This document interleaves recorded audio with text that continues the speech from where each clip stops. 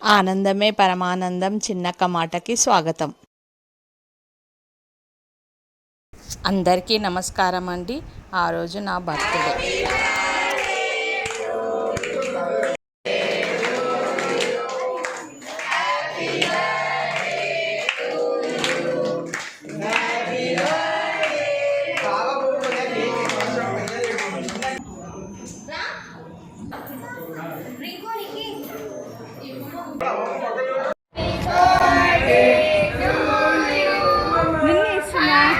ఉమా అంటుంది చూస్తావు.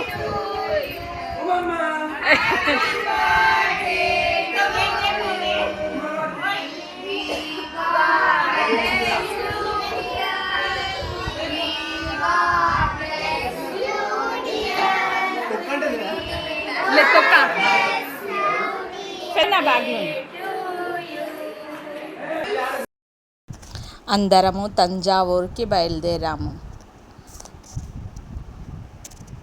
అందరూ టిఫిన్లు చేసి ఏసీ బస్సులో ఎక్కగానే అందరికీ నిద్ర అలా వస్తుంది. సైలెంట్ సాంగ్స్ పెట్టుకొని అలా వెళ్తున్నాము. సైలెంట్ సాంగ్లలో ఇదొక సాంగ్.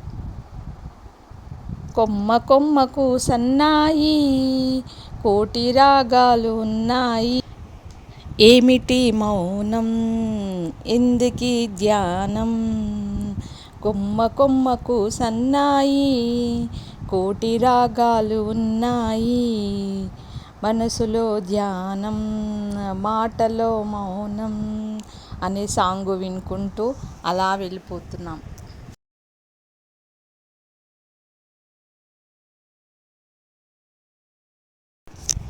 మేమందరము తంజావూర్ ఆలయానికి వెళ్ళాము. ఆలయానికి వెళ్ళే ముందు గాలి గోపురాలు 3 ఉంటాయి. 1000 సంవత్సరాల ముందు నిర్మించబడిన ఆలయము ఈ తంజావూరు. సిమెంటు ఇసుక కలపకుండా నిర్మించిన ఆలయము ఇది తంజావూరు. మొదటి ఎంట్రన్స్ని మరాఠా ఎంట్రన్స్. తంజావూరు పాలించిన మరాఠా రాజులు ఈ ఎంట్రన్స్ని నిర్మించారట. సెకండ్ ఎంట్రన్స్ని కేరళ రాజులు నిర్మించారంట. మూడవ ఎంట్రన్స్ని రాజరాజ తిరువసలన్ అని పిలుస్తారట. ఈ మూడో ఎంట్రన్స్ని శివపార్వతుల కళ్యాణ ఘట్టాన్ని అతి సుందరంగా ఈ గోపురం పైన చెక్కారు. ఈ ఆలయంలోకి వెళ్ళగానే ఒక పెద్ద రాజ్యంలోకి వెళ్ళిన అనుభూతి కలుగుతుంది. ఒక కోటలోకి వెళ్ళామా అన్న అనుభూతి కలుగుతుంది. ఆలయానికి అసలు పేరు రాజరాజేశ్వర ఆలయం అని పేరు.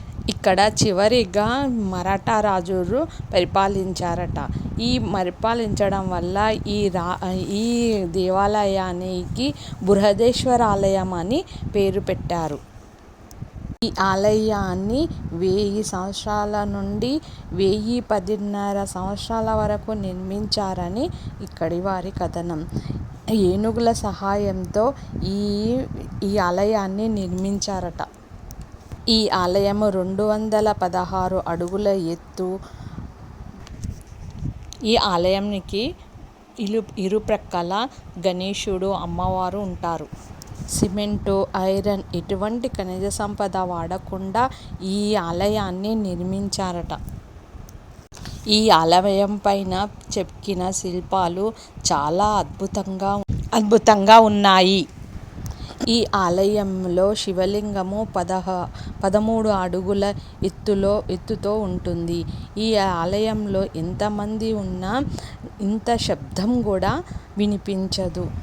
అంటే రీసౌండ్ అనేది ఏదీ ఉండదు. అలా నిర్మించారంట.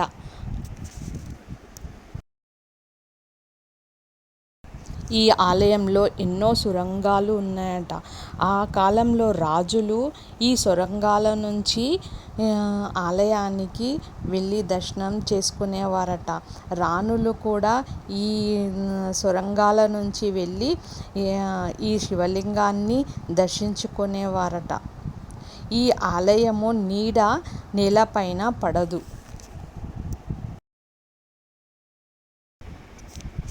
ఆ శివలింగాన్ని మనము దర్శించుకోవాలంటే ఆ రెండు కనులు చాలవు అన్న విధంగా శివుడు మనకు కనబడతాడు. అంత పెద్ద శివలింగము ఉంటుంది. బయటికి రాగానే నందీశ్వరుడు, ఇంత పెద్ద నందీశ్వరుడు ప్రపంచంలోనే రెండవది. మొదటిది లేపాక్షిలో ఉంటుంది. ఇది రెండవ నందీశ్వరుడు. నందీశ్వరుని చుట్టూ ఉన్న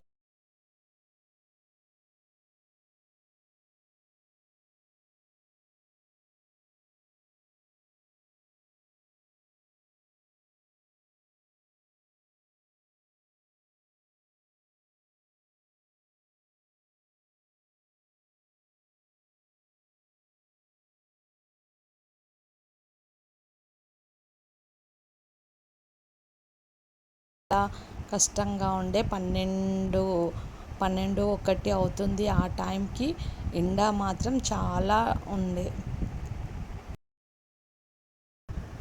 మా పిన్ని వాళ్ళు అక్కడ నడవలేకపోయారు.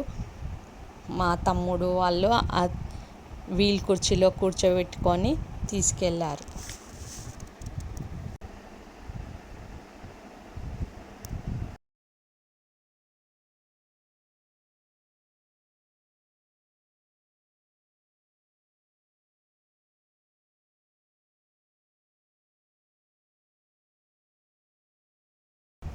అక్కడి నుంచి 25 కిలోమీటర్ల దూరంలో వినాయకుని దేవాలయము ఉన్నదంటే అక్కడికి చూడడానికి వెళ్ళాము.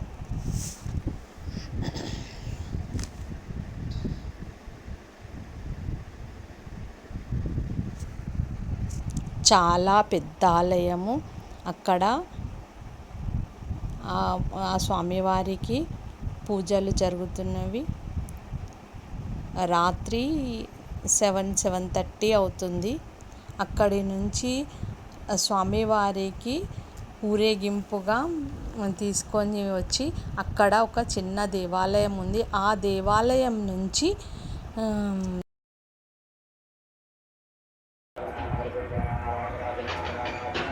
అన్నప్రసాదాలు తీసుకెళ్తారట.